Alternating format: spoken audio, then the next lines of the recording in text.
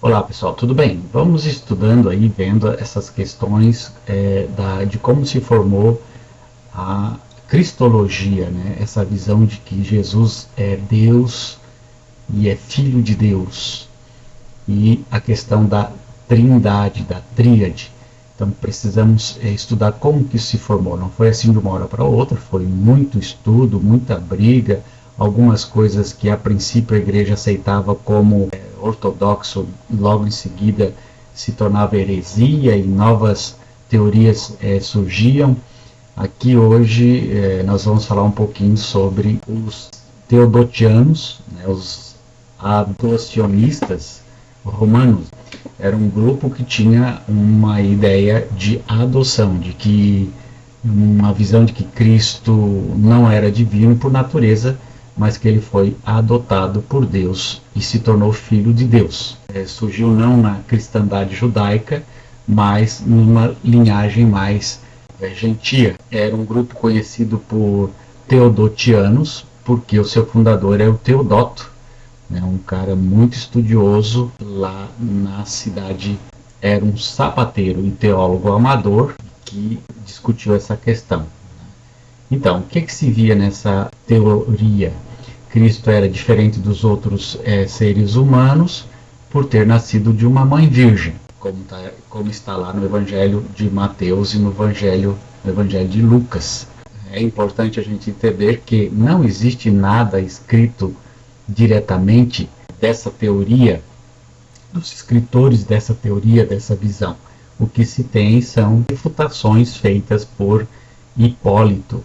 Hipólito diz que os teodotianos, eles dizem que Jesus era apenas um mero homem, visto que Jesus era visto vulgarmente como um homem justo.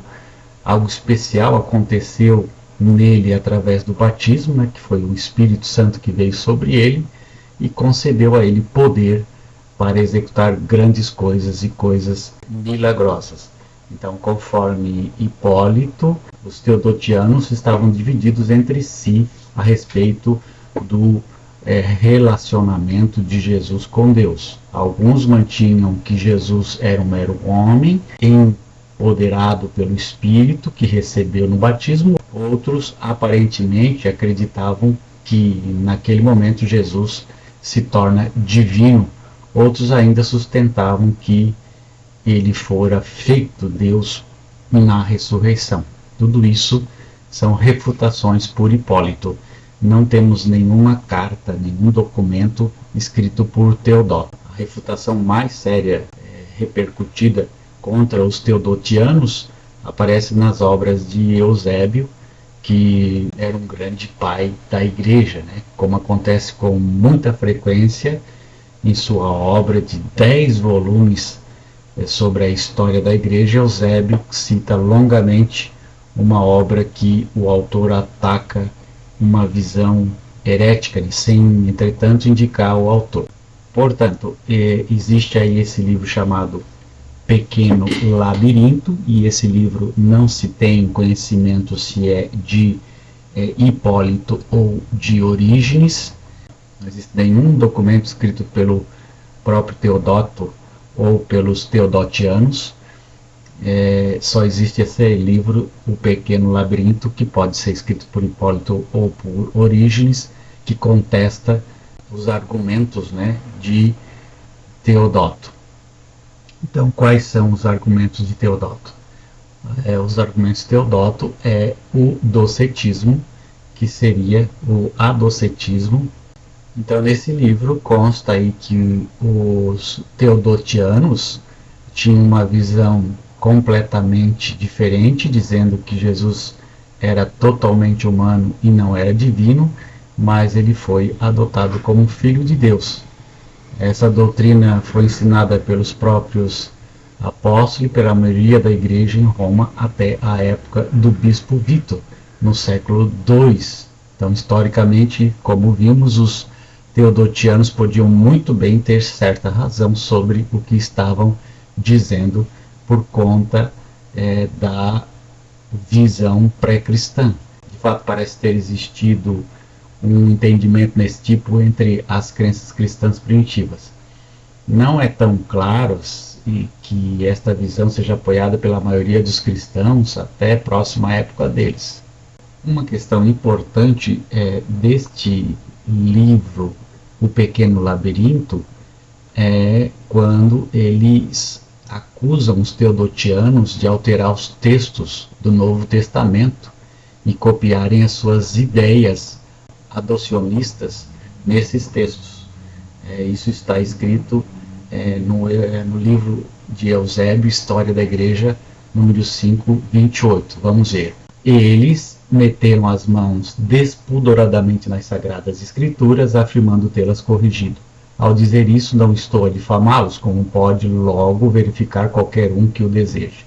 Se alguém se der ao trabalho de reunir as várias cópias deles e compará-las, descobrirá divergências frequentes. Por exemplo, as cópias de Asclepíades não concordam com as de Teodoto. Uma grande quantidade está disponível graças à energia competitiva que os discípulos copiaram as emendas, ou melhor, perversões do texto por seus respectivos mestres. Aqueles tampouco concordam com as cópias de Hermófilo. Quanto a Apolodíades, as dele não conseguem sequer ser harmonizadas entre si. É possível confrontar as que seus discípulos fizeram primeiro com as que passaram por manipulação posterior e encontrar infindáveis discrepâncias. Eles não podem negar que a impertinência seja deles mesmos, haja visto que as cópias são em sua própria caligrafia, que eles não receberam as escrituras em tal condição de seus primeiros professores e que não podem apresentar quaisquer originais para justificar essas cópias. Então estamos vendo aí uma acusação muito séria dos caçadores de heresias, dos primeiros séculos, dizendo aí que os seguidores de Teodoto falsificaram muitas bíblias nessa época, e isso é muito grave, É preciso frisar 2 pontos ao avaliar essas afirmações. Primeiro, é que muitos textos das Escrituras, na verdade, apoiam tais visões heréticas, como podemos perceber as cristologias da exaltação, onde Jesus é exaltado como Deus, Jesus é exaltado como Deus na ressurreição, Jesus é exaltado como Deus na concepção, Jesus é exaltado como Deus no batismo, Jesus é exaltado como Deus no princípio de tudo.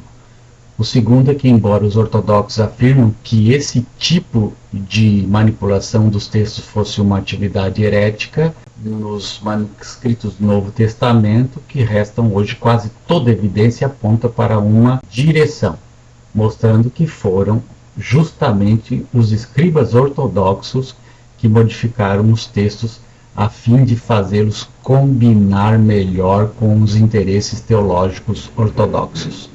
Então nós sabemos muito bem que os textos bíblicos eles foram manipulados pelos ortodoxos. E aqui nós temos um ortodoxo dizendo que um herético, o Teodoto, foi quem manipulou os textos bíblicos. Mas temos provas o suficiente que os ortodoxos também fizeram isso para corroborar com a sua ideia, com o seu pensamento, com a sua tese.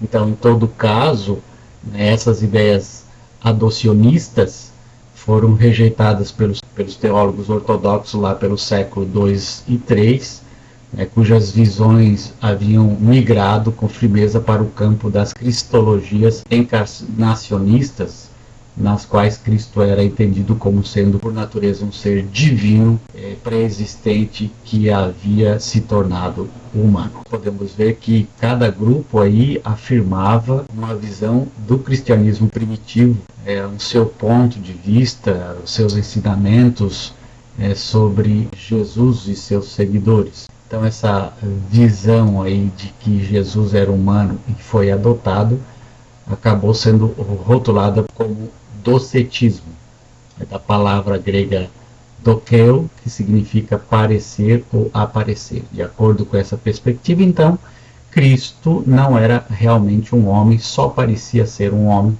de fato era completamente Deus. E Deus, para esses crentes, poderia ser tão humano quanto um humano poderia ser uma pedra.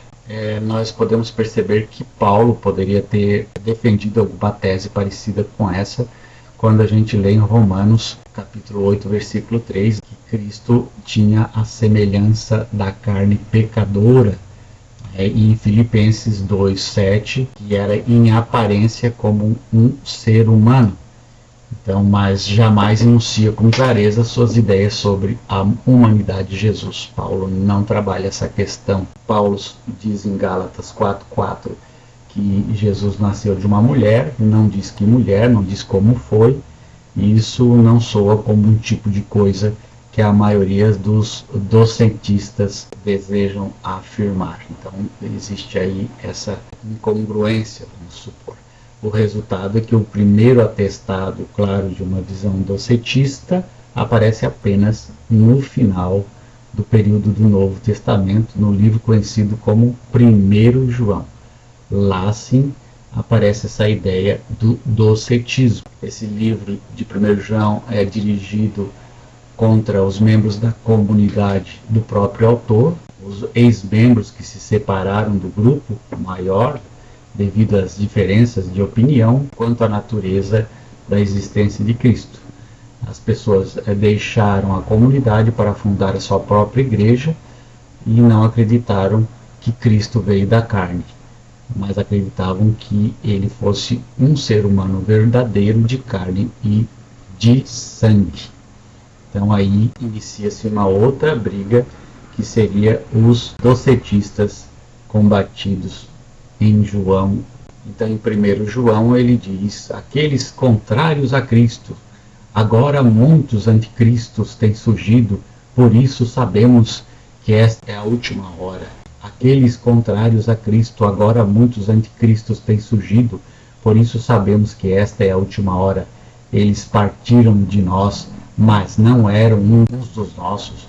Se tivessem sido uns dos nossos, teriam permanecido conosco. Contudo, eles partiram com o objetivo de mostrar que nenhum deles era um dos nossos. 1 João, capítulo 2, versículo 18 a 19.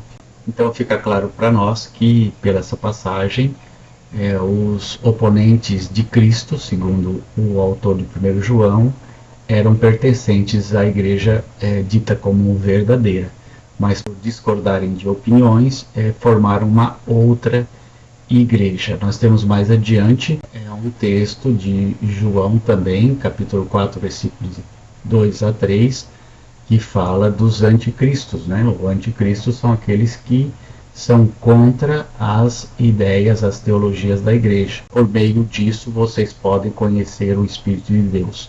Todo espírito que confessa Jesus Cristo veio da carne, procede da carne. Todo espírito que não confessa Jesus não procede de Deus. Este é o espírito do anticristo que vocês ouviram que está vindo, que agora já está no mundo. Então aqui a ideia é reconhecer que Jesus veio da carne, que Jesus não é só Deus, Jesus também é humano. E os anticristos não tinham essa compreensão, não fechavam com essa ideia. É fácil a gente entender que a separação desse grupo da comunidade vem desta briga da existência carnal e verdadeira de Jesus, que a igreja primitiva tinha como excelência, e esse outro grupo não corroborava com essa compreensão. Então nós podemos ver também 1 João, capítulo 1, versículo de 1 a 2, que diz: o que era desde o princípio, o que ouvimos e o que vimos com nossos olhos, o que contemplamos com as nossas mãos, apalpamos a respeito da palavra Logos da vida, e a vida se manifestou, e nós vimos e testemunhamos e proclamamos a vocês a vida eterna que estava com o Pai e nos foi manifestada. Então, por que essa necessidade de falar de Jesus Cristo como um ser humano de carne? Por conta desse grupo de docetistas que não acreditavam que Jesus era humano, mas sim que Jesus era só Deus. Também temos aí em João 1, 1 a 14, o evangelho muito teológico, que deixa bem claro, né? No princípio era o verbo, e o verbo era Deus, e o verbo se fez carne. Então, para ficar bem claro para as pessoas, esse acréscimo nos textos, que Jesus era feito de carne e osso e não só era divino Deus. Isso precisava ser aceito pelos cristãos e fosse sanada as dificuldades de crença, né? O prólogo de João então enfatiza muito que Jesus era a encarnação pré-existente da palavra de Deus, que estava com Deus e que era o próprio Deus. Então essa cristologia da encarnação é uma das visões mais elevadas de Cristo que se encontra no Novo Testamento. Bom, nós temos também Santo Inácio, né? Inácio de Antioquia, que também foi um combatente dos docetistas, né? E o que sabemos é que ele foi preso em Antioquia por volta do ano 110 antes, executado. Na maioria, nessa jornada de Antioquia até Roma, Inácio escreveu algumas cartas, e 7 cartas na verdade. E essas cartas foram escritas para várias igrejas, e a maioria delas foi enviada. Então Inácio escreve essas cartas, e essas cartas foram enviadas para as comunidades. Muitas pessoas das comunidades, as comunidades formaram grupos de pessoas que seguiram essa jornada de Inácio até Roma para a sua morte, e enquanto Inácio fazia esse trajeto, ele escreveu essas cartas, né? E havia aí nas comunidades muitos conflitos a respeito da natureza de Cristo, né? Os membros estavam adotando a ideia docetista. Inácio então assumiu uma posição firme contra qualquer entendimento de que Cristo era um ser humano de verdade, de carne e sangue. Inácio então se tomou a posição de ser contra qualquer compreensão de que Cristo não era um ser humano de verdade, de carne, de sangue, de osso, que tinha sofrido realmente fisicamente, que ele não era um plasma. E aí dá para imaginar que foi tão inflexível o combate a essas ideias, que ele dizia que se Cristo não estivesse experimentado a dor, a morte, o sofrimento, ele seria como que um espectro, não seria realmente a presença humana na cruz. Isso não salvaria a humanidade. Para Inácio, Cristo era um homem como todos os homens, por certo também era Deus, no entanto, tinha um corpo real, podia sentir dor de verdade, experimentar a morte de verdade, comer, beber, sentir sede, ir ao banheiro. Era um homem como outro homem. Inácio fala exatamente isso. Havia verdadeiramente nascido, comido e bebido, havia sido verdadeiramente perseguido na época por Pôncio Pilatos, havia sido verdadeiramente crucificado e morto. Então ele deixa claro que Jesus era homem, e que era homem e Deus, né? E que Cristo não era apenas uma aparência, um espectro. Então Inácio deixa claro que Cristo não era um embuste, um mentiroso, que se fez Deus durante um período, e na hora da morte ele sumiu e deixou o humano, carne, na cruz, e ele não sofreu. Então o Inácio ficava emputecido, né, bravo, e insistia que Cristo não morreu na carne. Ele ressuscitou na carne, conforme provado pelo fato da ressurreição. Então Inácio diz que Jesus não estava disfarçado na forma humana, mas ele era realmente humano. Ele não era uma aparência, ele era um ser humano. Ele experimentou de verdade a morte. Se Jesus veio com aparência humana e ele não sentiu a morte e o sofrimento, então a salvação aparentemente pareceria vazia.